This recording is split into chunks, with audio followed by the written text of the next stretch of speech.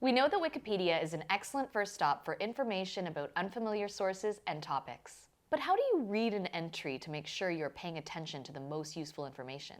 Here are some helpful tips to help you zero in on what's most important. Hover over linked words for background information.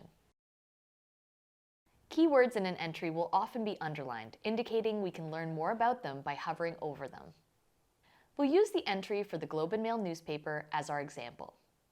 In the first paragraph of this entry, we see the Globe and Mail described as Canada's newspaper of record. This sounds impressive, but what does newspaper of record mean? Hovering over the phrase, we'll see it's a term used to describe a major national newspaper with large circulation and whose newsgather functions are considered independent and authoritative.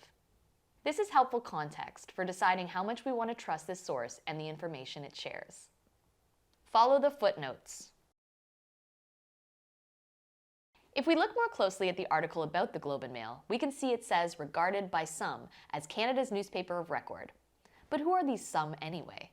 Wikipedia makes it easy for us to find that out.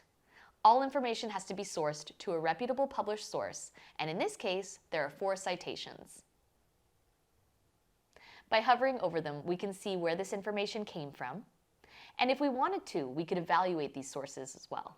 If we click on a citation, it will take us directly to the mention in the references section. This section lists all of the sources for the article, and from here we can click even further to the published source and information.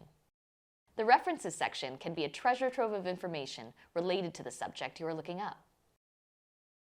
Check the sidebar box for key facts. Many Wikipedia articles have a box on the right-hand side of the page that displays key facts about the subject. This can be a good place to get a quick snapshot of what an organization is about. Here we can see that the Globe and Mail is a daily newspaper founded in 1844. Their headquarters are in Toronto and their circulation numbers are around 300,000 per day. These clues suggest that this is a legitimate organization. Don't over-rely on any one indicator. Try to take in an overall picture.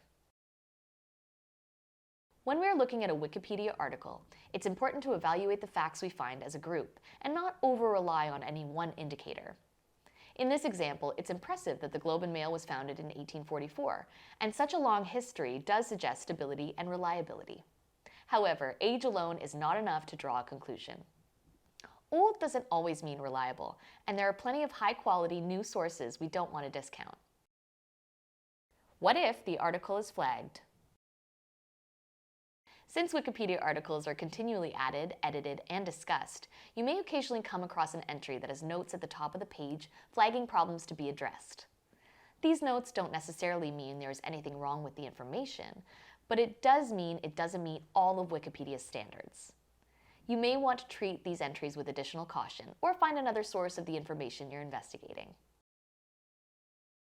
When using Wikipedia to evaluate sources, it's important to remember that the goal of these searches is to quickly gather some clues and determine how much we want to trust any given source. This means we don't need to read the whole article or spend lots of time analyzing the content. Once we've figured out what kind of source it is and have an understanding about how reliable it might be, we can stop.